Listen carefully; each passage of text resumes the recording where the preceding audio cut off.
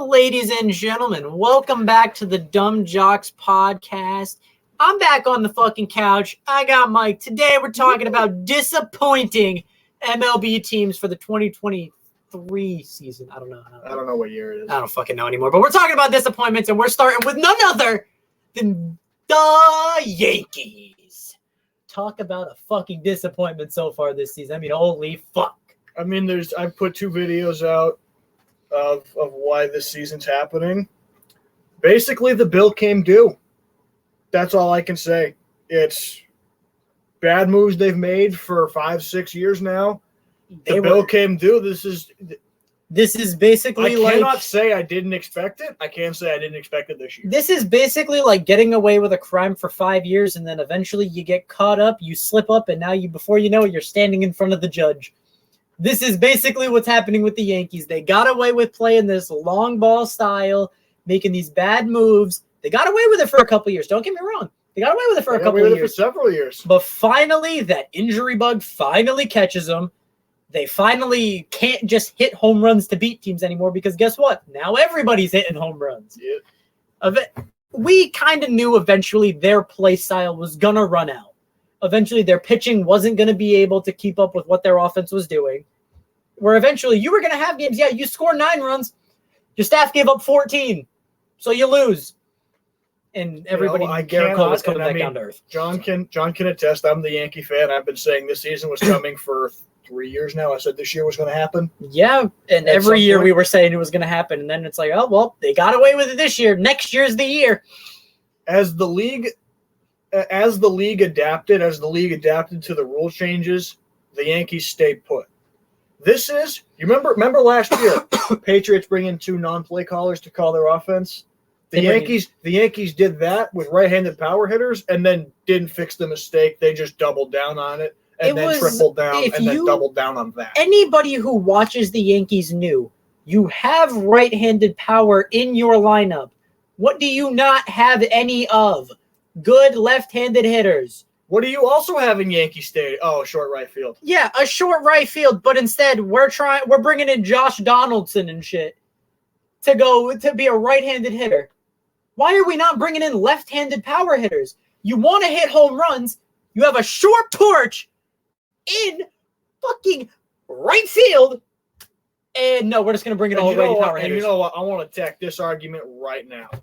A lot of Yankee fans, and I hear them all the time, you don't have to look hard. They're blaming the injury bug. Stop it. Because look at the Houston Astros dealing with the injury bug, and look at how they're playing versus how you're playing. You can look at that. You can also say, you know what? Aaron Judge got hurt. You know what else? You know what else hurt the team this season? Going into the season without a left fielder on the roster. And not even that, Mike. Going into this offseason thinking Aaron Judge was going to be able to produce what he did last season. And you know what's crazy? He has in the games he's played. He just hasn't been playing. And you know what? This is no shot at Aaron Judge. I think Aaron Judge is one of the best players in Major League Baseball. He can't fucking do it everything. No. This dude came off a broken toe. He had to immediately be your best hitter, the spark in your lineup, and go play center field. Defender. And go play center field for you. And go play center field, which is not his natural position. Because you can't go stick him in right field because whoever you're sticking in center field isn't playing defense like he is. Yeah. And I think, people will, and like you said, people will blame the injury bug for this. And let me get back to that. When you signed Carlos Rodon in the offseason, you knew he was bound to hit an injury. And let me get back to that for a second. Frankie Montas was injured when you traded for him. You do not get an excuse there. Luis Severino was your 3. A guy with that history, you were banking on him. Anything you got from Luis Severino this year should have been house money. How often do we see guys come back from Tommy John surgery and be even nearly the shadow of what they were? How often do we see guys come back from Tommy John and shoulder surgeries? I cannot think of any off the bat. Not very often. I cannot think of a single one off the bat. Just looking at the Yankees in general, it's like, from an outside perspective, Yankees fans should have, like you said, you should have seen this coming. I've seen this coming for years. Because eventually Judge wasn't going to be able to do what he did, what he's been doing. Like, if anybody projected Aaron Judge to even come close to replicating what he did last year and staying healthy a full season like he did last year, you were crazy. Because if Aaron Judge goes down last year, this same exact season happens last year. Except they have the built-in excuse. The only reason it didn't happen last year was because he was able to stay healthy, which all kudos to him. But eventually, with any like you said, the injury bug, you can't use it. I mean, just go look at Houston. Even go look at the Red Sox, for example. They've been dealing with the fact that their ace and Chris Sale hasn't pitched in months. Yeah. And they're somehow, some way, 3 games out of the wild card. I mean, the Mets are actively punted on this season at the trade deadline, which is incredible. The Mets made a mistake, realized that, and admitted it. We're going to get to them in a minute. They're close to the playoffs than the Yankees. Do you realize that? And back to that is a team actively punting the season. And I think you've said it a lot with this delusion of Yankees of the Yankees ownership and Aaron Boone saying we're gonna catch this stride. It's too late to hit the stride. Brian Cashman, Aaron Boone. It's too fucking late. It's too late. The arrogance they speak with, you'd think they'd won 5 straight World Series. And they haven't won a World Series since 2009. You haven't been to a World Series, and you know what? And been since 2009. Fuck, when you haven't been since 2009. Yeah, and a lot of fans push back on the narrative. It's been this way for years. The team hasn't sucked for years, but it's been the same problems for years. They've just been able to get away with hiding the problems. But you know why the reason you haven't been able to get by Houston and teams like that is because you've never been on the level of Houston. You've just kind of pretended you were on that level. You skated by that level because you know what? You needed 5 games to beat Cleveland. Cleveland was the 10th best team in the playoffs last year. Well, let's face it. They won a bad division. Let's face it. And then you got swept. You didn't belong on the field with the Astros last year. When the Yankees have played good teams in their postseason runs, when they have played good teams, realistically, they've gotten the shit kicked out of them. Yep. Go back and look at 2018 in that absolutely got the shit kicked out of them by a significantly better team. And I know people are going to bring up 2017. Yeah, just go look at what happened to the Yankees 2 years later.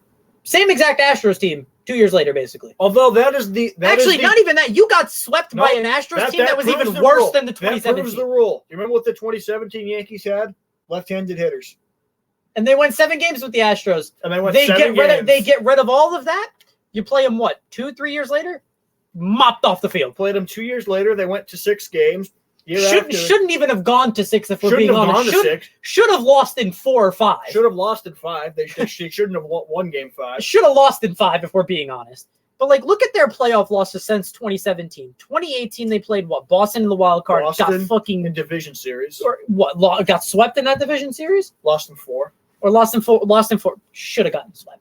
Yeah. Should have gotten swept. Absolutely. 2019 was They lost to Houston again? In 6 games. Lost to Houston in 6. Should have lost in 5.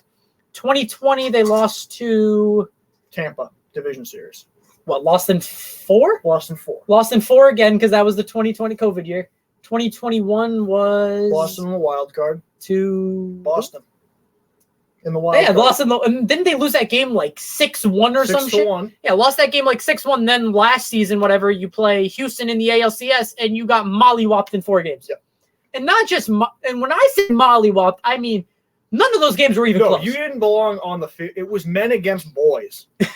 I wouldn't even say that. That was men against fucking little leaguers. It was you didn't belong on the field with the Astros. You shouldn't even have in all honesty, you shouldn't even have gotten by Cleveland. No. Cleveland gave you that series. You needed 5 games with the worst division winner in 5 years. With a team that if you go by normal standing shouldn't even have been a playoff team.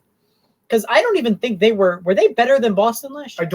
I believe they were better than Boston, but they were worse than both wild card teams. Yeah, they were, and that's insane. You win the division, and you're worse than both teams that were in the team that lost the wild card game was better than Cleveland.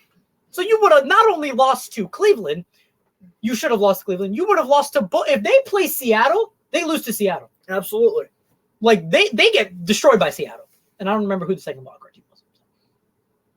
I want to say it was Tampa. I don't remember. We know how that goes. And you know what? I know a lot of Yankee fans are getting mad at Hal Steinbrenner. Shut up. You're making a fool of yourself. We have a $280 million payroll and went into the season with 2 positions we didn't have rostered. That is on the man who put it together. All I want to say is I'm going to be so happy when I'm right about what I said about Aaron Judge's contract. He's going to regret signing that contract in next year. He's going to – this is my hot take. It wouldn't surprise me if Aaron Judge within the next 2 years asks for a trade out of New York. That would surprise me. It wouldn't surprise me. If they're not winning, I'd get out of there. The one I think to watch, though, Garrett Cole has an opt-out at the end of next season. Yeah, he's over in my eyes, though. I don't think he's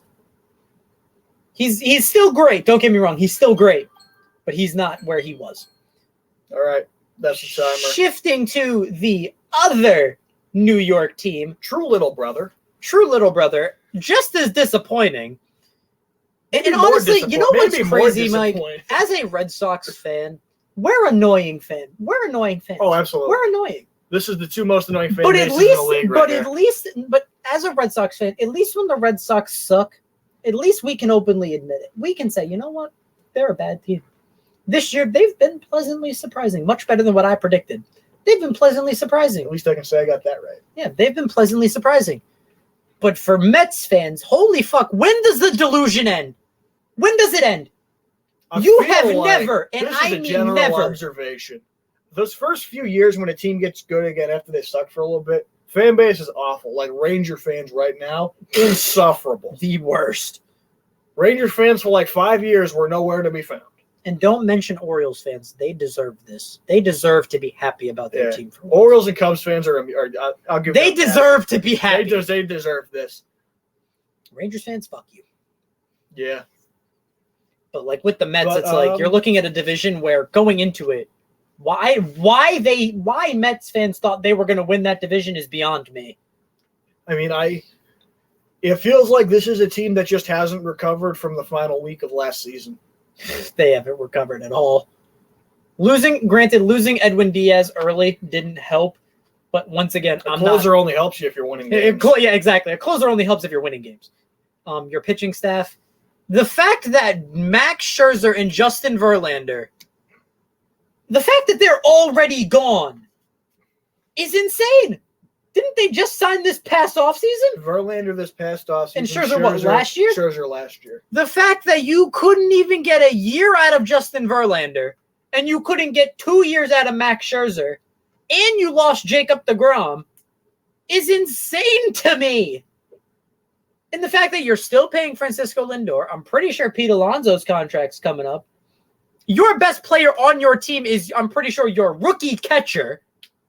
I'd still say Pete Alonso's the best player on the team. I think Pete Alonso is just like, if you compare him to the other first baseman in that division, holy fuck. He's not Matt Olson. Yeah, sorry, Mets fans, he's not Matt Olson.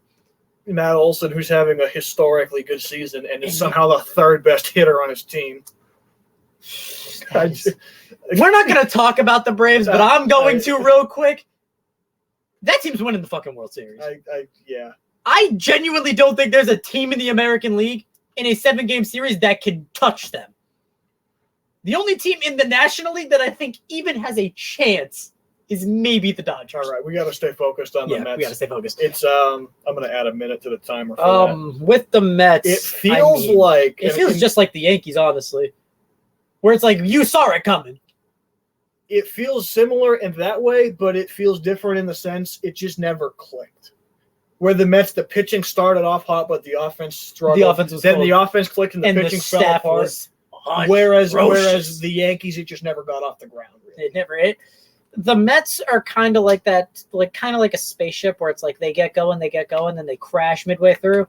The Yankees were just a team that never got off the fucking ground. Yeah, the rocket blew up. The rocket blew up before it even fucking activated. It didn't start.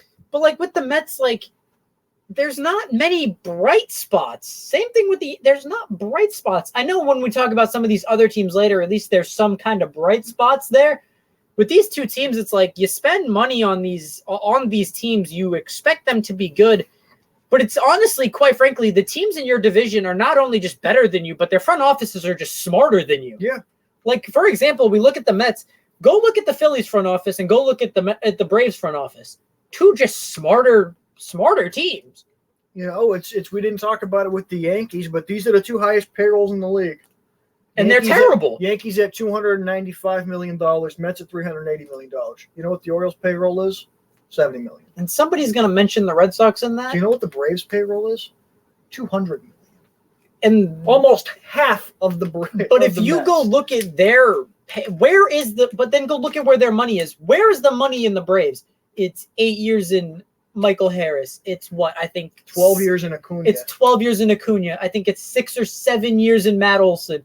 It's 4 years of Albies. 4 years of Albies, who he'll probably get another extension.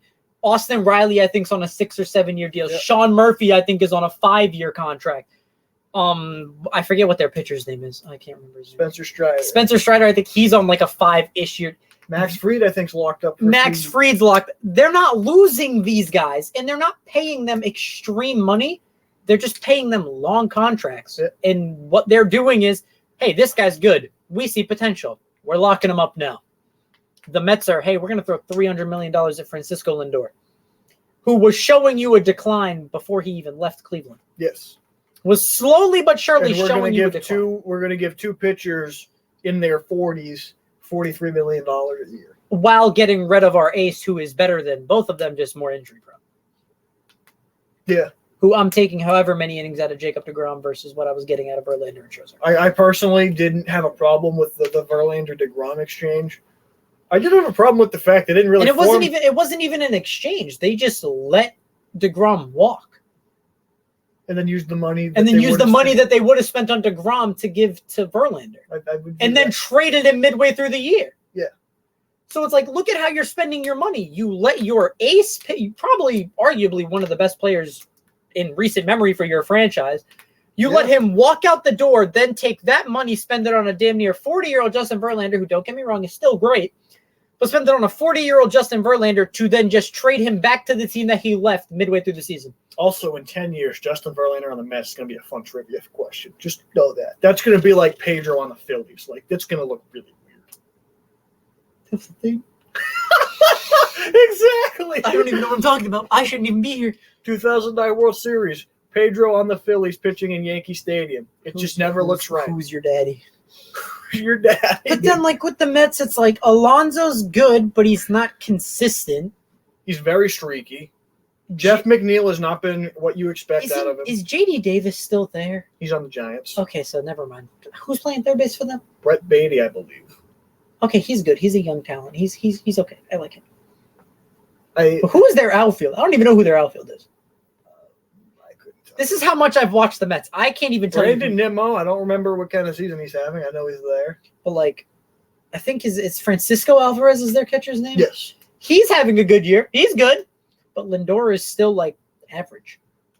Like, that's what they are. They're just average to bad.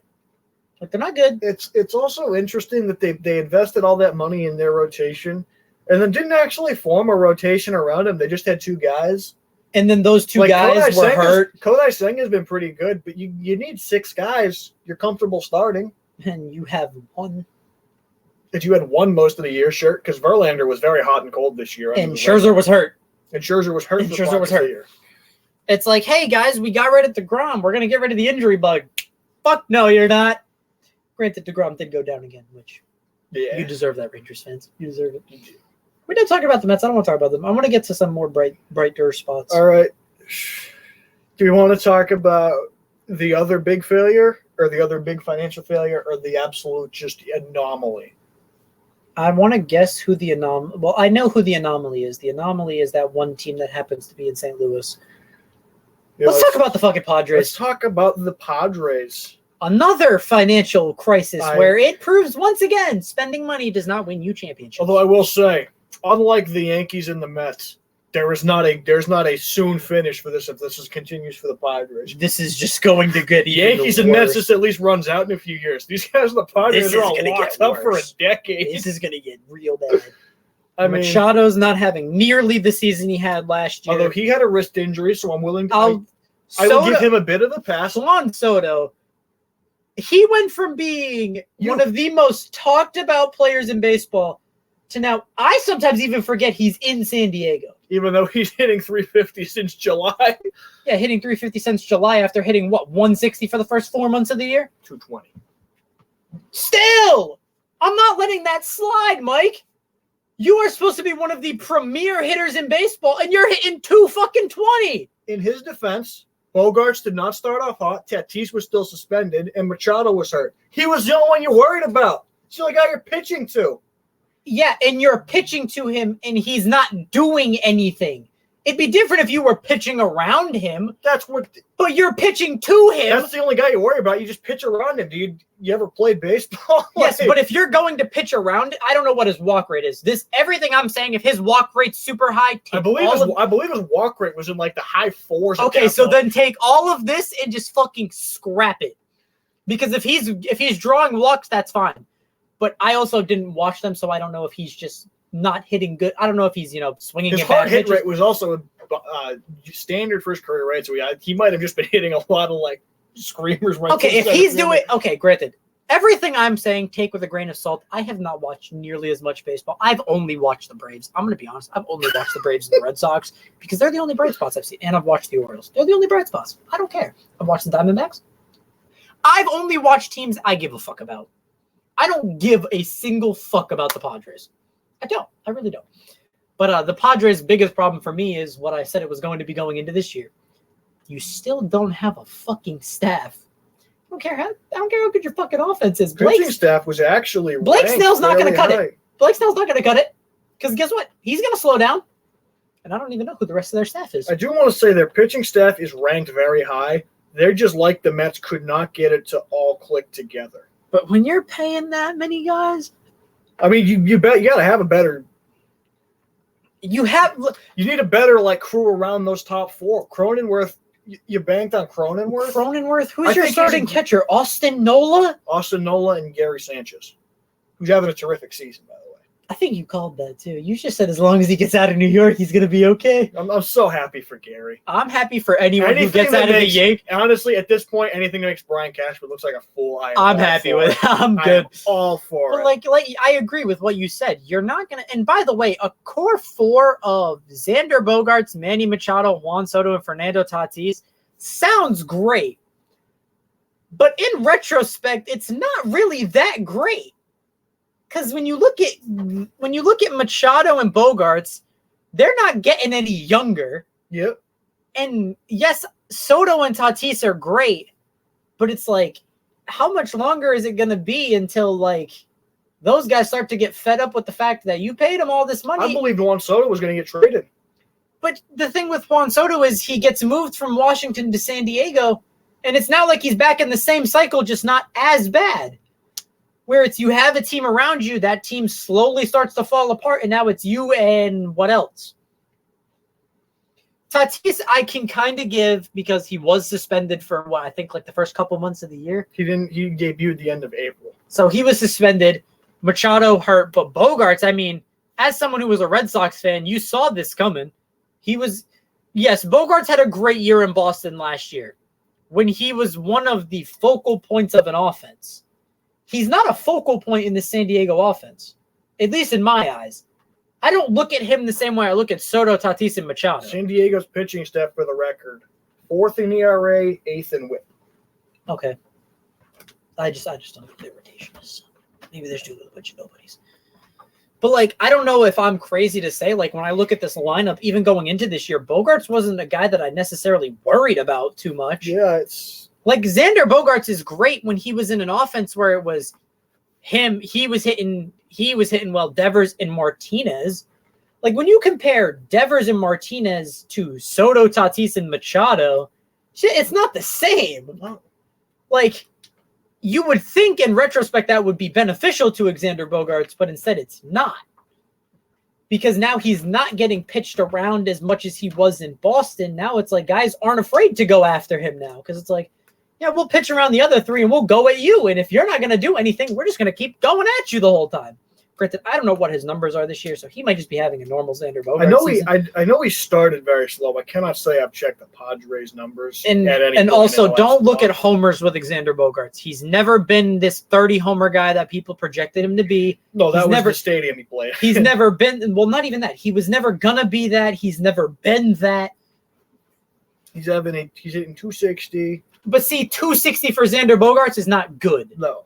Xander Bogaerts is what, around a 3? I think he's almost around a career 300 hitter. A 290 hitter career-wise. For his here, and he's what, averages what, like close to 200 hits a season, or he's damn close to 200 hits a year. Bogaerts is a career hitter. I gotta say, 289 career hitter. So we'll say 290. 290. So he's a 290 career hitter, and he's hitting 260 right now. That's not gonna cut it for me. Yeah. But San Diego just like.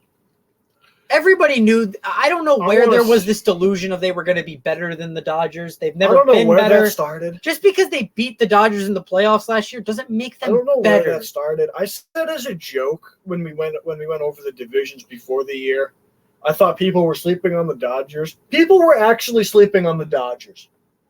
Like, I don't know what was going through people's heads. It's because they don't have they didn't have it's really just Betts and Freeman basically. It's like the superstars. But then you go look at the Wilson. Can you give me a 1-2 punch distinct definitively better than that? Oh, no, I'm not saying that, but what I'm saying is if you look at what their roster was last season with Trey Turner, Freddie Freeman, Bellinger was still there, fucking Will Smith, Mookie Betts, which, by the way, can we fucking stop sleeping on Will Smith, please? I'm fucking begging. I think he's a top 5 catcher in baseball. Also, can we stop? Speaking of the Dodgers, can we stop sleeping on Tony Gonsolin? That dude's a monster, and nobody knows. He was an all-star last year, and people thought it was a fake. He's been doing this all without Walker Buehler for most of the year. Yeah, and I feel so bad for Dustin May because even when he came back from Tommy John surgery, he was still gross, and then he got hurt again. But I'm telling you, man, the key to winning in baseball isn't how much money you spend. It's about how long you can keep a core together. Because eventually they're going to figure it out. That's why, honestly, if I look at teams like the Braves, I don't see them slowing down anytime. No. Why do you think the Astros have been so good for as long as they've been good for? Well, part of that's the draft. But my thing is the draft, but it's from 2017 to last season of the year before, it was Altuve, Correa, Jordan, Julie. Springer left in swap Springer and now the Alvarez pretty much. To Alvarez, but it's those guys have been together. Look at Tampa Bay. Why have they been successful? They've been together. Look at the Dodgers. They've been together. When you keep these teams, it's the same way, honestly, in any sport. The more you keep a team together, the more likely it is to win. You can't just throw money at a team and it works. Look at this in any sport, in basketball, in football. Look at teams with high payrolls. For example, let's just go look at the Super Bowl champions from last year. You would say the Eagles were probably more talented on paper than the Chiefs. Definitively more talented. At 20 positions. But at the end of the day, the Chiefs have just been a team longer than Philly's been, I think. Because A.J. Brown was new. Devontae Smith was in year 2. Jalen Hurts is in, his second year as a starter. Yeah. Their offensive line is really the only thing that was stable. But even go look at their defense. What's it called? Darius Slay, I think, was in, year 1 or 2 in Philly? C.J. Gardner. Year 3 or 4 in Philly. He was traded when Patricia was the coach. I think C.J. Gardner-Johnson. He was year 1. He was year 1. But then it's you go look at the other side. It's their offensive line. And granted, yes, I know Mahomes played with the most rookies in football this year. But still, his receiving core. I was going to say, I don't know that that's talent. I think it's just the dude in red. I mean that motherfucker. Yeah, that motherfucker dangerous, man. I don't want to talk about the Padres anymore. I just want to get back to the anomaly because I don't think they're ever going to be this bad again. John, have you and I been alive for a bad Cardinals team? I was born in 2003. They were in the World Series in 2004. Don't know where they were in 05. I know they won it in 06. I don't know where they were in 07. 08, don't remember. 09, don't remember. 2010, I think they were in the NLCS or something. They lost the NLCS. 2011, I think they won the World Series. 2011 they won. 2012 they lost the NLCS. 2013 they lost in the World Series. 2014 they were a playoff team. 2015 I think they were a playoff. Yeah. They've been a playoff team pretty much every year we've been alive.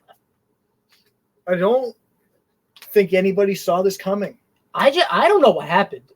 Maybe it's just one of those years where it just wasn't working. It started out, and I was guilty of it. It started out they were terrible in April. I want to say they were third, or they were bad in April. I don't remember the exact record. And you just thought it was. And I just saw the laundry. I just saw the logo. And I was like, they're gonna be fine. They'll be okay. They're gonna figure it out. And then that load of laundry just kept getting bigger Because if you remember correctly, the Braves started the season slow too, and I was like, these teams are going to figure it out. This is going to be the NLCS fine. They'll be the year. division winners. They'll both be playoff teams. And let me fucking tell you, one of those teams sure as hell figured it the fuck out. I mean, one of them definitely did not.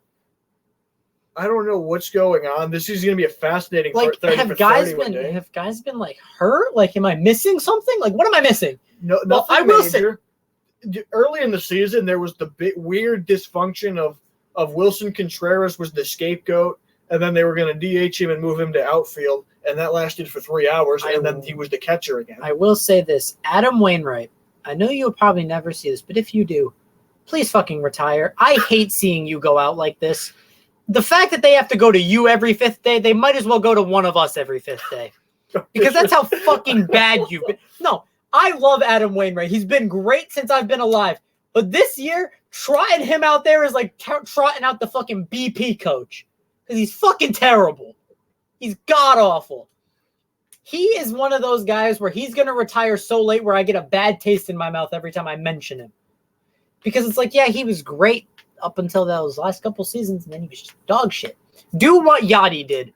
Yachty started to significantly slow down and said, fuck this. I know I'm still one of the greatest defensive catchers in the league, but offensively, I'm just not there. I think they need to get Yadier Molina back in the building in some fashion. I think he was just so maybe he was the glue holding it all together. As soon as he left, it all crumbled. The pitching staff earlier in the season, Flaherty and Montgomery were supposedly, I don't have sourcing on this. This is just what was reported.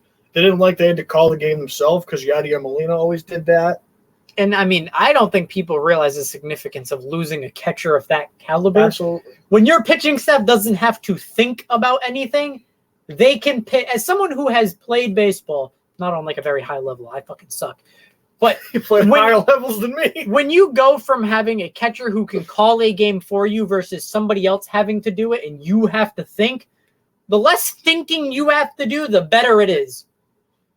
So I can imagine what it's like for even maybe that's why Wainwright struggled. Maybe that's why I think he fucking sucks this year. Because I like to think a guy's been around as long as Adam Wainwright could call his own game. I would like to think that as well. I think so. We like to think a lot on this couch, and most of the time when we think, it doesn't really pan out very well. That's true. We think a lot of teams are going to be good, and then they fucking suck. Like, watch how wrong we are about football this year. We're going to think a lot of teams are going to be good, and they're going to be fucking terrible. Name one. The Lions. I think the Lions I think the Lions might have the potential to finish last. But that's the division. Because I think their defense is terrible. I still think their defense is atrocious. Behind the Bears. If Justin Fields if Justin Fields takes the leap, I'm hoping he takes because he is my fantasy quarterback. So I'm hoping he takes it. We'll talk about this after. I got a number 1 overall pick, Justin Jefferson, baby. That's the number 2 pick, and I took CMC. That's who they took in my league. I'll show you my team after because I have a team that is the definition of fucking. All right, let's get back to the Cardinals. At least there's Nolan Gorman had the season we knew he was capable of. I mean, yeah, and then Nolan Arenado and Paul Goldschmidt. They're just. I thought Goldschmidt was going to get traded. Is he still having like an MVP type year? Yeah, there are 2 players with MVP seasons. That is fucking insane. Nolan Arenado just went from shit to fucking good shit. Yeah. He went from like a pile of shit to a pile of golden shit. Because like he's in the exact same situation he was when he was in Colorado. He was the best player, best to second best player on a team. That was just bad. Because like I think you can make an argument. Him and Goldschmidt are like here. He was significantly better than Trevor Story. I would take him over Goldschmidt just because of the defensive position. They're both great defensively. That's the thing that sucks is they're both great defensively. Two really important positions to be good at defensively. I remember a few years ago we were like, imagine those 2 on the team together. And then it looked so good when they first got together. They were in the playoffs. Although I do gotta say, Nolan Arenado in a Cardinals uniform, it does not look. It looks better than it did in the Colorado. That is true. It looks a lot better than it would have if he was in a fucking Yankee or Red Sox uniform. I'll tell you that much. I think he should be in an Angels uniform. I think he should be in a Braves uniform. Stop it. That's not even funny. Don't give them any ideas. Dude, could you get an alert? Put Austin Riley in left.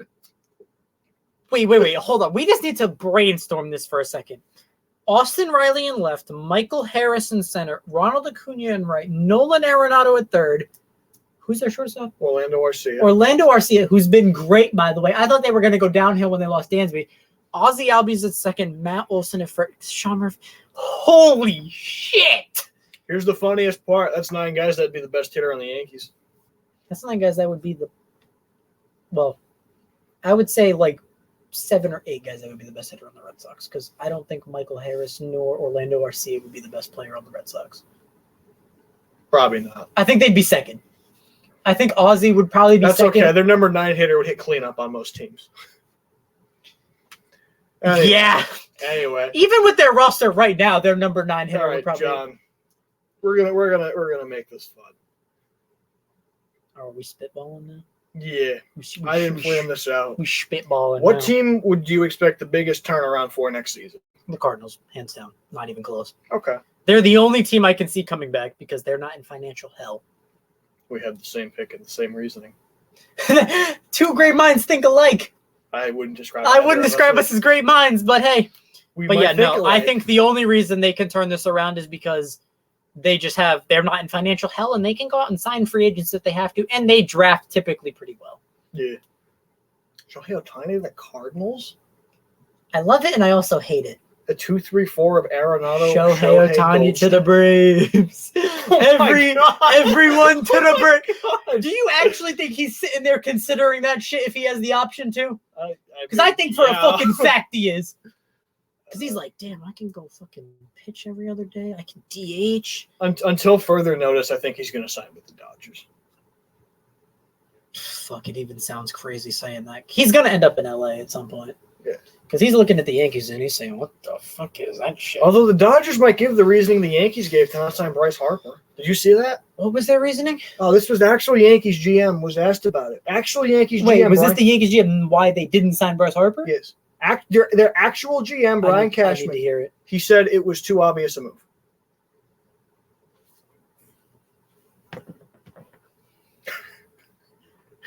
Too obvious? Yep. That's why manager. you. This is actual general manager of an actual billion-dollar team. I'm slapping myself, hoping that what you just told me was a dream. His exact wording is, "We didn't like how much the move was a foregone conclusion." So basically, it was too obvious. To which the immediate response. So wait. I'm gonna put this in perspective here. Yep. Go ahead. Too obvious. That's like me saying I'm gonna go get food, but not everybody knows I'm going to McDonald's, and then I just don't go to McDonald's because everybody knows that's where I'm going, even though that's where I want to go. That's what that sounds like to me. That's like the Chiefs saying that signing, like, for example, say they had the chance to sign Devontae Adams. That's like saying, yeah, we didn't sign one of the best receivers in football because it was too obvious. Yeah. Or, hey, we didn't extend Patrick Mahomes because it was too obvious of a move. It was too – we didn't like that people knew we were going to do it. We didn't like the fact that people knew we were going to get a franchise player. We didn't like that. So we just said, you know what? Fuck it. We're not going to do it. That is just – You know, John, eventually you and I are going to leave, but it's too obvious for me to go home, so I'm just going to go walk around Walmart for a few hours. No, it's too obvious for me to go into work tomorrow, so I'm just not going to go. I wonder what my boss would say if I gave that reason. You know what? It's too obvious for me to do my schoolwork, so I'm just not going to do it. It's too obvious. The teacher, he knows I'm going to do it, so I'm just not going to do it now. Do you see, Yankees fans, you see how stupid that reason sounds when you say it out loud? You see how stupid it sounds?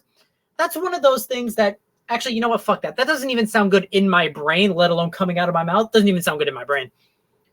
That's like me saying that, it's too obvious that I have to go to sleep at night, so I'm just not going to sleep and be tired all day. Yeah. Pull all-nighters every day. Pull all-nighters every single day, and before you know it, I'm looking like that SpongeBob meme. Where I'm just like droopy face. I'm got like fucking musty beard and shit. That's how you look right now, though. That is very true. I got a nice head of hair, though. So. That's true. We done talking about this shit? I'm done. I don't know what we're talking about now. Are we done with this? Yeah, we're done with it. All right, Mike, you want to do your reactions now? To what? Oh, my outro. Too late.